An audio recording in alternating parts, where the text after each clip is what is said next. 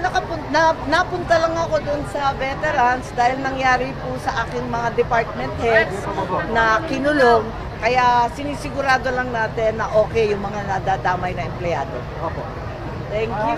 Senator, ano po yung reaction niyo po sa sinabi po ni VP Sara na ang pamilya na daw po yung may takala daw po ng pagkatay kay Nili Aquino? Ay, nako, hindi muna ako nakikinig. Kaya nga, nagdeklara ako na nung una pa.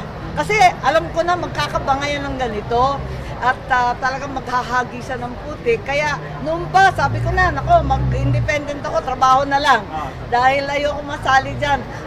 Masakit sa kalooban, tapos madadamay ka pa. Nako, iwas na lang, trabaho muna tayo sa palengke muna, sa mga luwala muna, at sa pamimigay ng mga titulo, yung mga CLOA sa ating Agrarian Reform Beneficiaries. Kasi batas ko yun eh.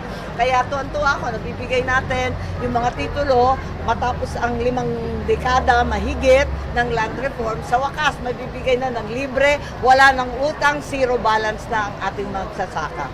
Mayor, Senator, ano po ang birthday wish ninyo sa hindi lang sa Pampanga, pati po sa mga Pilipino? Ano po ang birthday wish ninyo? Nako, ang birthday wish ko, di ba nanonood tayo ng American election? Panay ang usapin tungkol sa American Dream.